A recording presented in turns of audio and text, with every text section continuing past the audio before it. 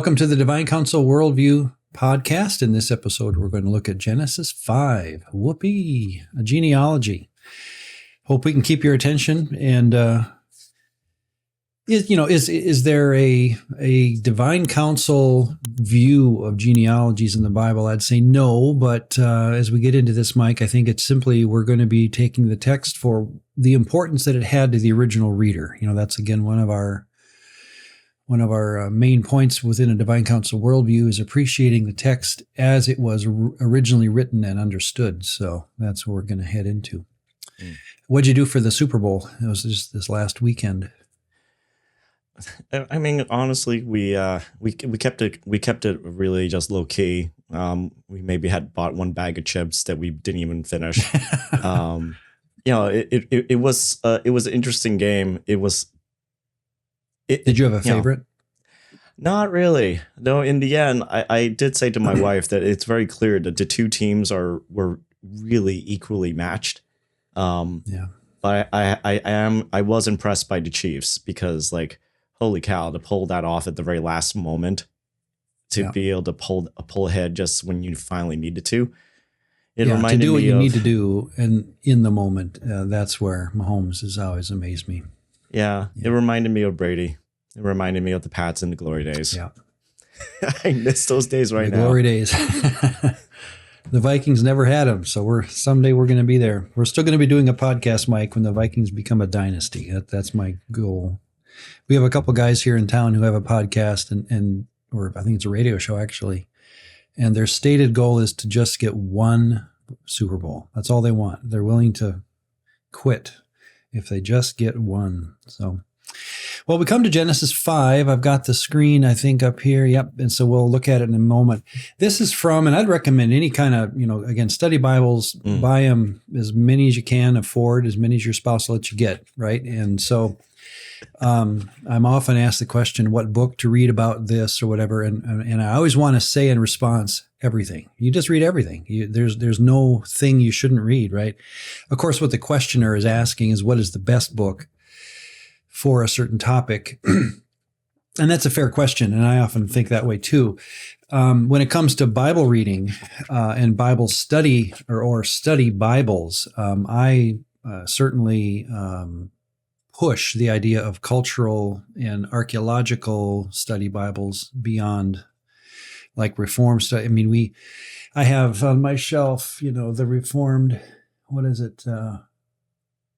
The Geneva Study Bible, things like that, where it's going to be obviously Reformed. I mean, when you open it up, it's going to go down that path. Whereas a cultural background study Bible, I appreciate that they're not trying to push a denominational view. They're simply saying, what did the original writer think of something? Let me read from, this is right in the Genesis 6, Genesis 5 area of the New King James Cultural Background Study Bible.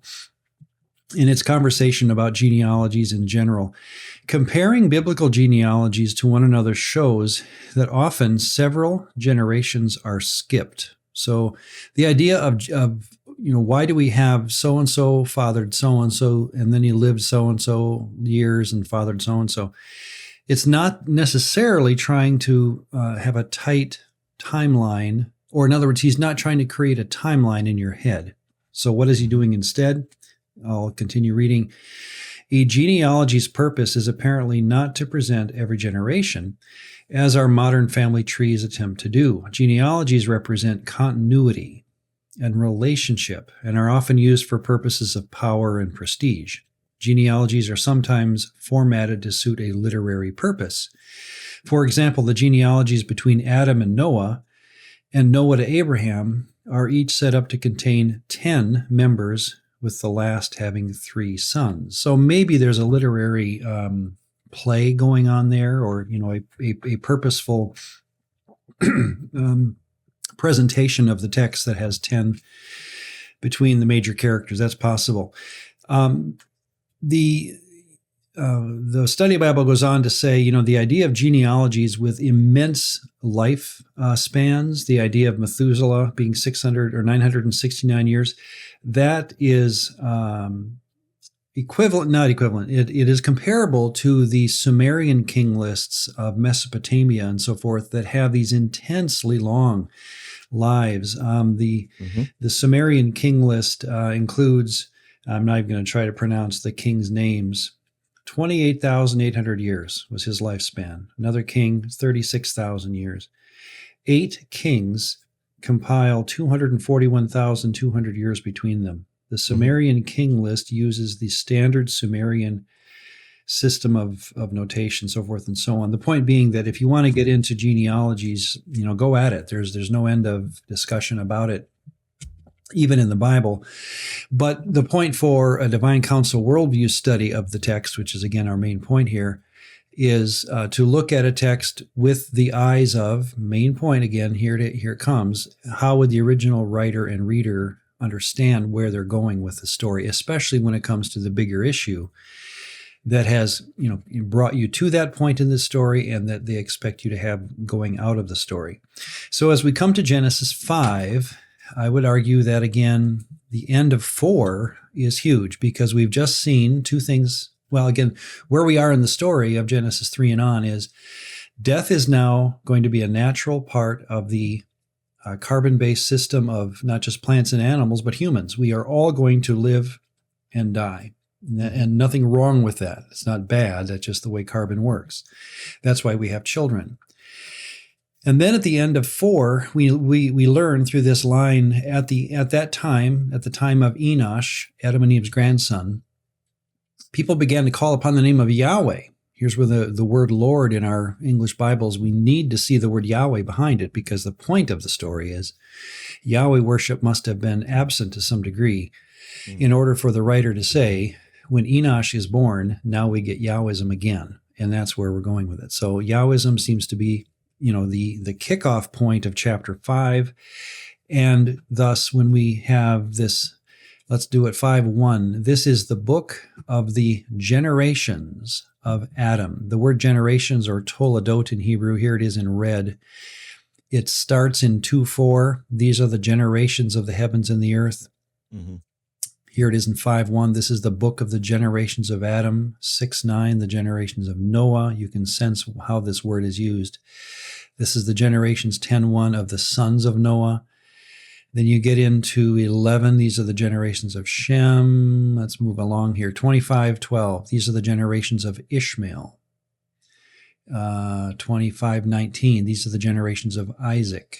So you can tell by the use of the word toledot in Hebrew, it's kind of like a marker in the text to say, either going forward or looking backward, here is the story of, or here's the, like even the 2:4 version.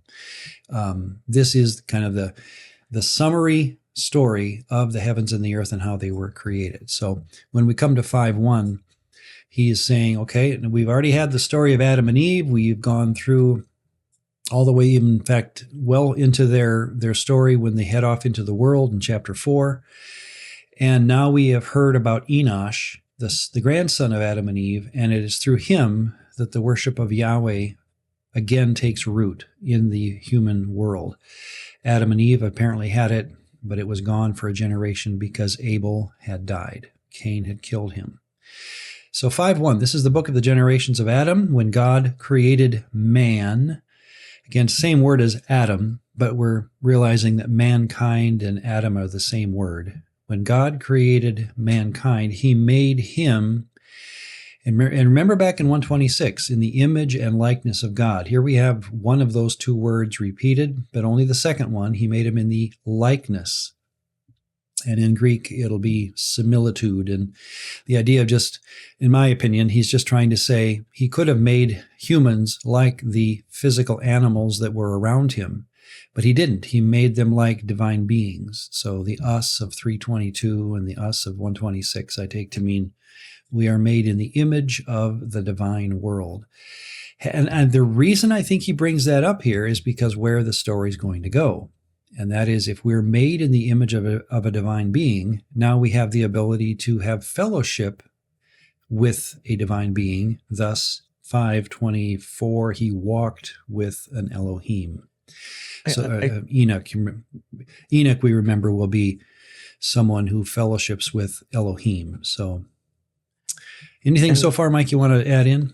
I think it's also, I mean, like two thoughts came to me. Is that one, it seems to help answer here in verse 3, was the image or the likeness gone after the rebellion? Right? Like that was like a theological question that the church itself debated for a long time too. Oh. And I think that's like where it's kind of reassuring to know that this offspring of Adam, or Seth in this case, is essentially like patterned after Adam himself, and that there was that Adam didn't lose the likeness that he received from God, neither did he lose his image that he received from God, and that Seth. Well, that's important. Yeah, because if we only have Adam and Eve with the image, then it doesn't do us any good. But the fact that he made Adam and Eve that way, and he made Seth that way, shows that we follow. Okay, good point. Yeah, and also just the, like we talked about this, I think, back in when we were getting into like chapter 2, about the concept of likeness is demuth, and then image is selim. And just even from Dr. Catherine McDowell's work, there seems to be nuances of what those two words meant in regarding humanity's role as representatives to physical creation. That, demut is essentially alluding to the vertical relationship that humanity has with Yahweh. And selim is the authority that we are supposed to be given, in some sense, our relationship to the rest of creation. And so it's comforting to me that, one, the image and likeness wasn't lost due to the rebellion, to the rebellious act, to the mistake that was done in chapter 3. Yeah. And that it seems to be that even then, Adam's offspring still has this whole entire thing of likeness and image going on, even in their line. Yeah. I know in my prayer life, I'm sure it's the same for you, Mike. You want to have a conversational relationship with God. You walk and talk with him. I've often wished he was more conversational back to me. Give me a Post-it note or something, or somehow respond like my wife does. She talks to me. I think if we were to ask that, and even in my open admitting of all this to you, that God's response back would be, "Oh, I do." It's just that you don't know how that works. You're used to a physical being, moving their vocal cords and hearing it through your ears, but don't think that that's how divine beings do it. In other words, that we have a different way, God talking about them. We have a different way of communicating that is more, well, I'm going to drop it right there, because I don't know the answer to that question, what it means to be communicated to by a divine being. I probably experience it, and I don't know what that feels or looks like. Is that fair?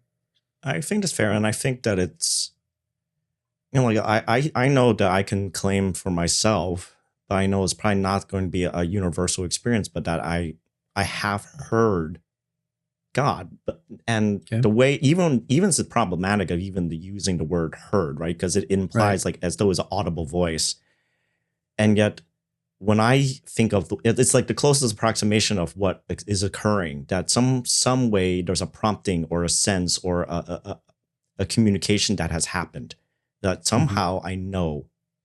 And maybe that is through a verification through scripture. Maybe that's a verification of just self-reflection upon scripture or upon what's going on. Some sense there's a leading and a guidance. And I can't explain it in the most, like it isn't verbal communication all the time. And I think sometimes we tend to want to always have some sort of audible voice. And I think there are brief moments when some of us get a glimpse of that, but it's not a guarantee. Yeah, every pastor has a sermon on hearing God. I'm sure, and the number of books and studies on it are multiplied. I've always been here's my side of it. I have heard voices in my head.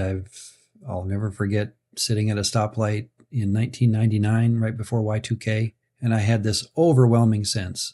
I could take you to the spot that one of my children were going to die before 2000, and of course I sat upright in the car thinking, God, was that you? Because if it was, wow. And then, of course, 2000 came and went and my kids didn't die. So was that God or not? Those kind of moments you always wonder.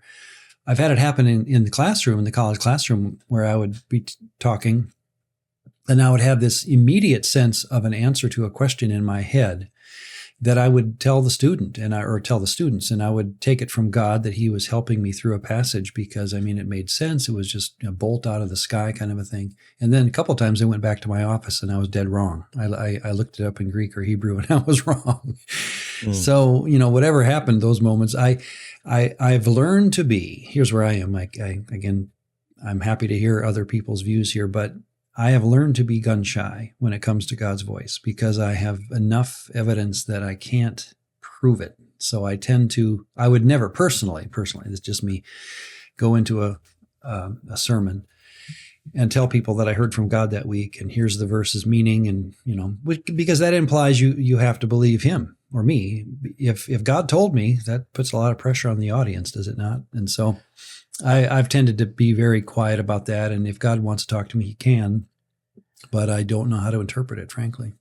Yeah, I would agree with you. I think especially when you or I, we have those occasions where we're standing in front of the people of the congregation, and there is a vested almost authority that comes with that. And so there has to be a good stewarding of that and a great responsibility of that. So yeah, I would never want to imply to people, like, if you do it my way, you'll exactly hear or absolutely can guarantee to you that this is somehow God going to be speaking to you. Yeah. I only can give personal testimonials and just sort of the after effects of those decisions of whether listening or not listening. The most memorable in recent years was almost 15 years ago, almost now 13 years ago, when my wife and I were questioning whether we should leave the church that we were at to join in the effort with our church and another church to plant a new church in the city of Quincy. Okay. And I didn't know it at the time. My wife sort of made it sound like, she was thinking about it. She was praying about it. And I honestly, for the most part, I internally just thought the answer is obviously going to be a no. I don't want to leave. And we were at a conference a few months later. We had been praying about it. We had been going to the prayer meetings that they were trying to set up for this launch team for this new church. And at the end of this conference, I just remember I had this sense we needed to go. And I just looked to my wife and said to her, I think we need to be part of this team. And she just looked up at me and smiled and said, I know. I had just been waiting. If I was just going to say, I bet you she had the same sense. Often God works in couples together like that. So yeah. And so that was like one of those weird moments of like, well, I'm really glad I married this woman. One, she didn't just like tell me, I think we're supposed to go and you're supposed to listen to me, but she was actually willing to work through the process of letting me go through what I also need to go through. And if in the end I didn't came to the same conclusion, she was going to honor that. But at the same time, it was just a beautiful moment. It was a funny moment too. And a memorable moment for you, clearly. Yeah. All righty. Well, thank you. And so I don't know how we got on that. Oh, being in the likeness of God. Whatever we say about this, the point is that God has access to us and we have access to him. And that's all because of a verse like 5:1. 5:2, male and female, he created them. He blessed them, named them man, Adam, mankind, something like that.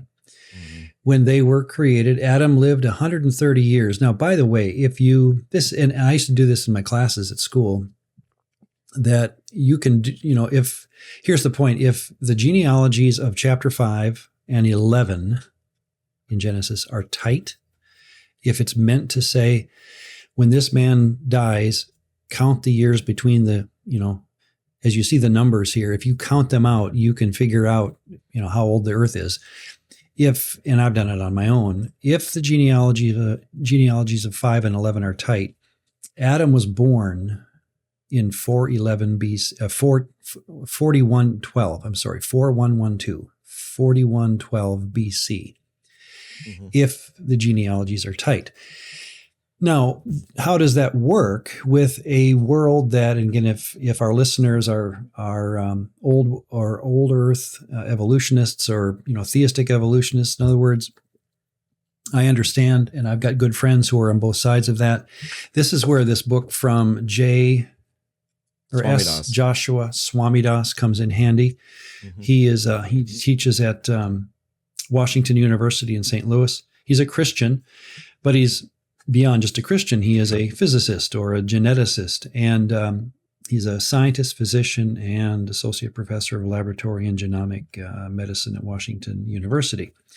And the point of this book, The Genealogical Adam and Eve, The Surprising Science of Universal Ancestry, I think Mike had him on his podcast, mm-hmm. is that even genetically, he believes you can argue that in a world of humans, and how you define human now can become a question because of Neanderthal, whatever. But in a world of humans, if God wanted to have created Adam and Eve in about 4000 BC and put them in a garden, it works.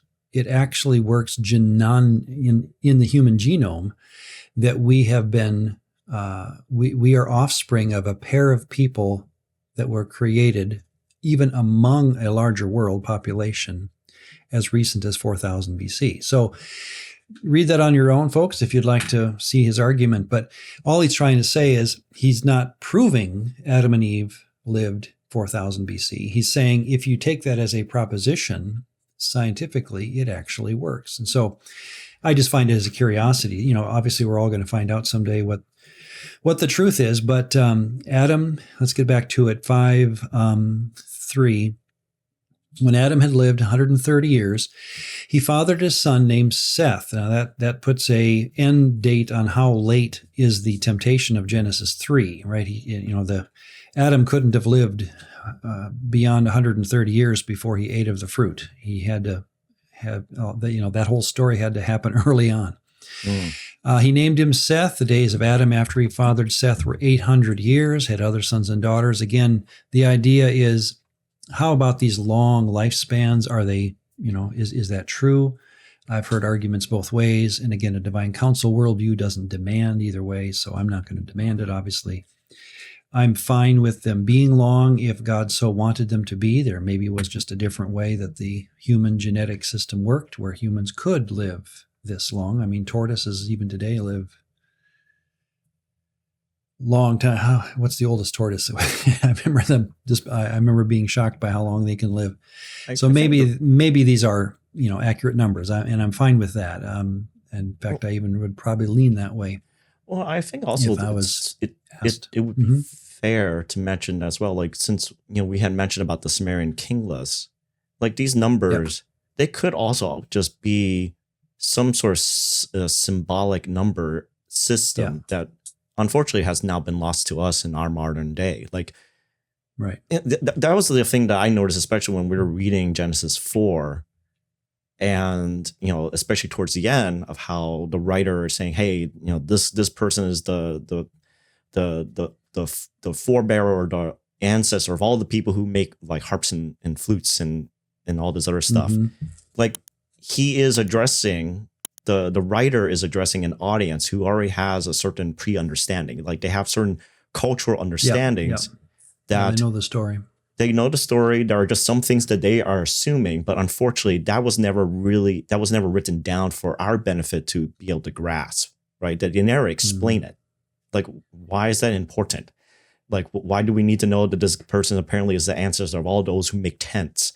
It's just funny. It's like you see that, and that's actually like a telegraphing clue that yes, is speaking to a people who already have a certain cultural assumption and understanding. Mm-hmm. And so when we read like Adam lived 800 years, we may just want to read that literally, but who knows if there was actually some sort of significance to the number 800 itself, if there's some sort of communication. But now it's just been lost to us, and so.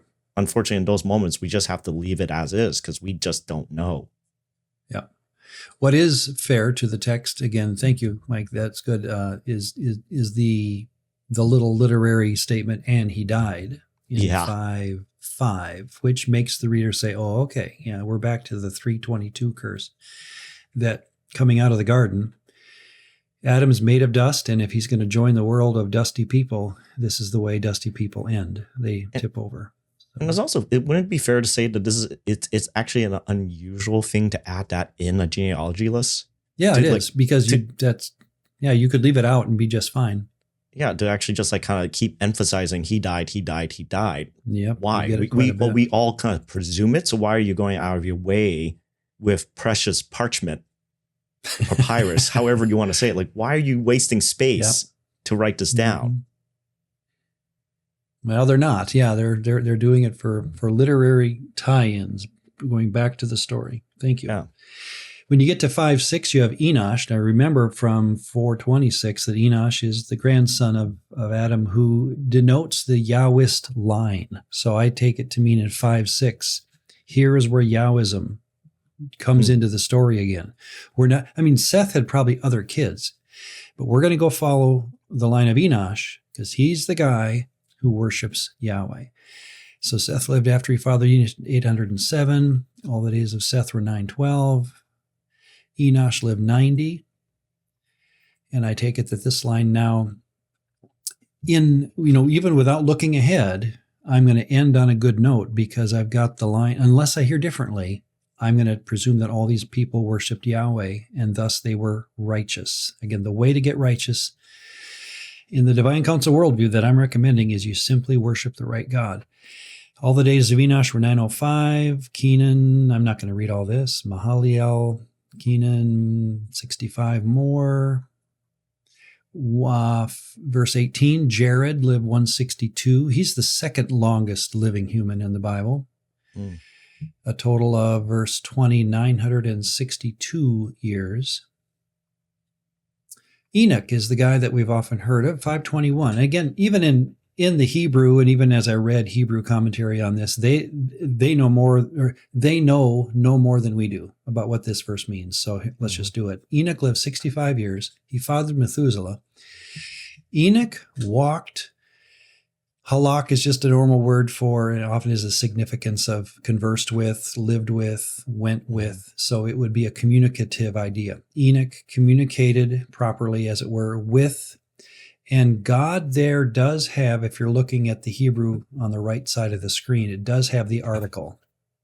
So not that this proves it, but I take it to mean Enoch walked with the God. And of course, this is a Jewish book, so we know that the Jewish God is Yahweh. So I think we could interpret this as Enoch walked with Yahweh.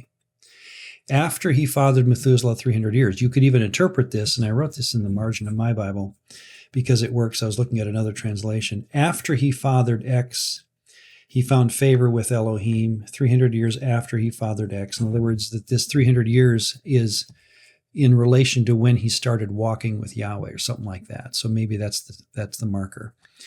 And had other sons and daughters. All the days of Enoch were 365. And here we go again, 524. Enoch walked with the God, and he was not. The Hebrew is just like that. He wasn't there. For, and now the article is missing, for Elohim took him. Now that presumes it's the same Elohim that took him, but it could be a divine being. Again, whenever you don't have the article and you have the word Elohim, you have the right as the translator to wonder, are we talking capital G God or small g God? And small g God in our English vocab is always a negative idea. Small g, oops, bad, don't worship other gods. But again, in their world, small g gods were divine beings. They're good. It doesn't mean they're bad. So Enoch walked with the God, and he was not, for Elohim took him. Could signify something like an Elijah moment where a divine chariot came down, which again would be symbolic for divine beings, and picked him off the earth. It could very well mean that. And that's, again, even where Jewish tradition has gone with this, that God and Enoch walked along together, as it were, so well and in such fellowship that when it came to his death, he didn't have one. An Elohim came and took him off the earth. So it could be. And I think, like, how we even get to, like, in my NIV translation, they add in the adverb faithfully. Enoch walked faithfully with God. Really? I wonder how that's not in Hebrew, but it makes sense. Yeah. And I think that's because they're just taking the cue from the particular the verb usage. It's a hithpael for walking. Well, doesn't Enoch occur in Hebrews 11? I'm pretty sure. Yeah. 11:5. Enoch was translated so that he did not see death. That's the Hebrew author's view of this. He was not found because God had translated him. For before his translation, he had this testimony that he pleased us. So, yeah. Whoever he is, he's a good guy, and God treats him special. That's all we can really tell. Mm-hmm. Then Methuselah, well, again, he's the oldest living person. All the days of Methuselah, verse 27, are 969. He dies. By the way, in my Bible, I've kept track of again, if these genealogies are tight. Methuselah would have been born in Lamech. Well, Lamech was born in 3238 BC. And when we get to Noah, coming up in verse 29, called his name Noah. Okay, there it is. That would be 3056. If again, this is the 4004 thing when, well, who came up with that? It's in the, when I grew up, I had an old Schofield reference Bible, and in the middle column, it had the date of everything. And Adam and Eve was 4004. That's figured out just by doing this same thing. You just take these numbers, make it a tight genealogy. Anyone can do it. And when I did it for myself, I had Noah being born in 3056 BC. And then when you get to the end, let's keep going. All the days of Lamech were 777, and then verse 32. After Noah was 500 years old, he's an old man fathering children.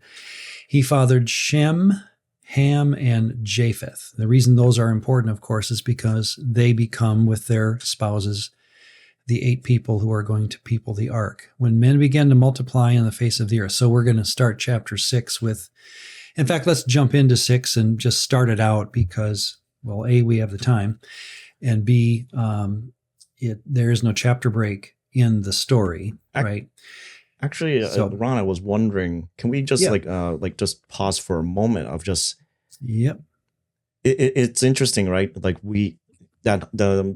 I think generally the idea of adding up all these numbers, they fall within a particular kind of framework called young earth kind of creation. Yep.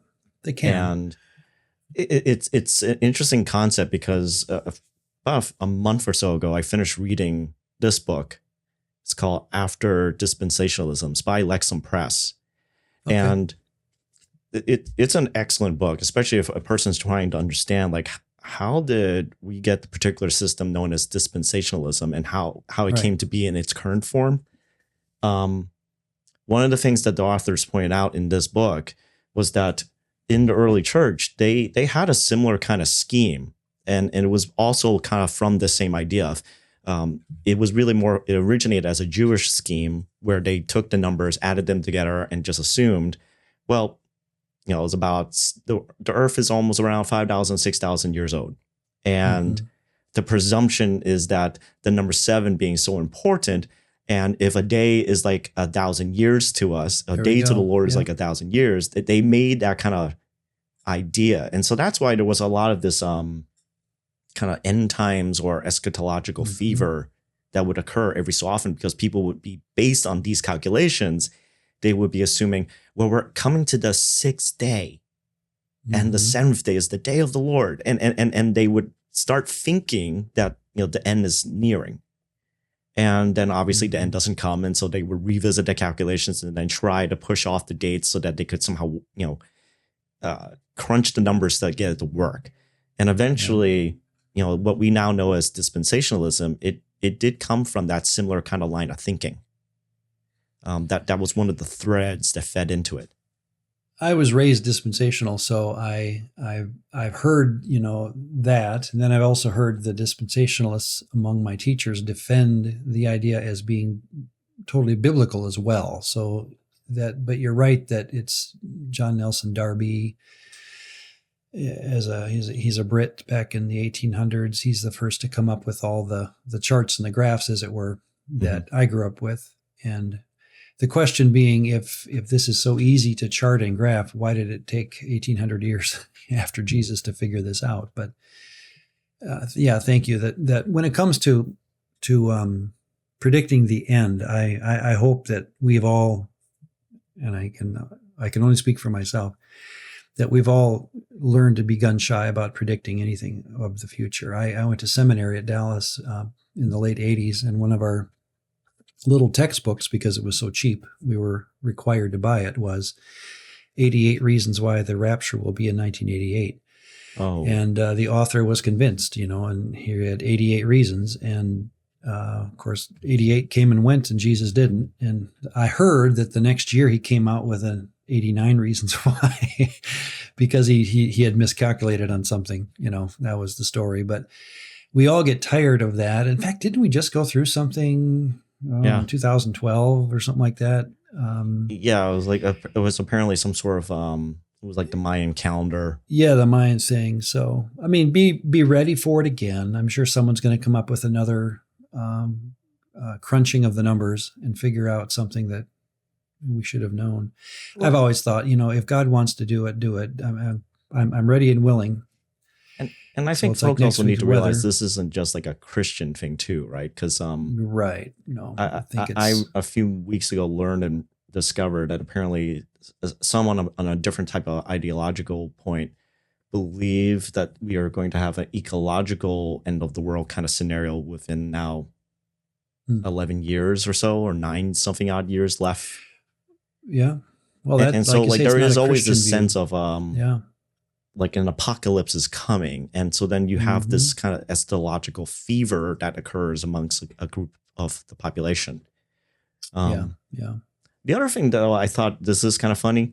I've heard this too many times, especially now living, as everyone keeps talking about modern American generations like Gen Z or Gen X or the boomers and millennials, like the failure to launch kind of idea. And usually the failure to launch concept also includes like, well, when is the point when a person in our society today would get married, not just get married, but then have children? Yep. And that, people are bemoaning the fact that people are getting married later and later, and they're having children later and later. And thus, this is terrible. But then I'm reading this genealogy list with you.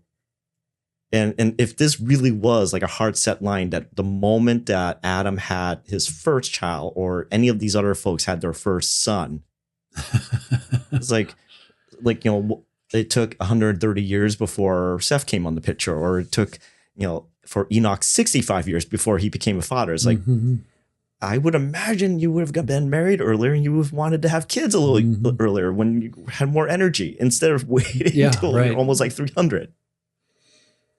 Yeah, the 500 years for Noah to have his 3 boys, it's amazing. Yeah, so I think this lends into again this idea to take the numbers with a grain of salt, that it may not necessarily be a hard set like literal years. It could just be a symbol of something we just don't understand now in our culture. And where a Bible, this and Mike was good at this. This is again why I loved Mike Heiser for his conversational partnership with me over the years. We could disagree or have different conclusions, but we would laugh it off or smile our way through it because we realize you don't have to take a view on everything. Yeah. Not everything has a biblical view. That's a bit pushed. Sometimes a biblical view is how a commentator takes a view, and we don't have to always agree on everything. And frankly, if we always agree on everything, then someone in the room isn't thinking, right? So, let's thank you. Let's just introduce 6:1 and up to 4, and then pick it up next time with Genesis 6 through 11, because that's really, of course, where things get going. So 6:1, when men begin to multiply in the face of the land, which is really just looking back over chapter 5, daughters being born to them. In other words, men and boys, or boys and girls, and again, as daughters are born, not only does that provide means of further children, it also apparently, in the mind of the writer and reader, it bespeaks a interesting story that now here it comes. The sons of God, verse 2, saw the daughters of man. So let's pick on that right there. The sons of God. Bene, Elohim is the Hebrew. Bene, son, Elohim, of course, God, or divine being. The challenge of that phrase, of course, is that it's not a common one, but it is common in the sense that if you want to just look where every place where the phrase son or sons of God appears, it can be, you can put it on Jesus later. You can put it on Adam in the last verse of Luke 3. You can find it said of Israel in Exodus 4. So in other words, it can become an exegetical challenge or exercise that ends with, well, it can be applied to a lot of different things. And so obviously we have to, as a reader of the text, pretend again we're the first readers. What would we be expected to take out of this? Here's my take. And again, I'll then pause and Mike, you jump in as much as you'd like. It happened, and think of the story again of 6:1. When men began to multiply, there's the human people. Mm-hmm. That's the humans. When humans began to multiply and they had girls, that the distinction of this phrase, the sons of God, would draw the mind of the reader to the other world. And, period. In other words, when men were multiplying on the earth, the God class beings, so I don't think it's trying to denote a certain group as much as a kind of being, which is opposite of human. So when men were down here multiplying, by distinction, the divine beings above them saw that the daughters of man, again, notice the man being the opposite side of the story. Mm-hmm. So this is a men and God's storyline, the two created worlds that God had made. The sons of God saw that the daughters of man were attractive. Now, what makes a woman beautiful to a man is, that's a discussion unto itself.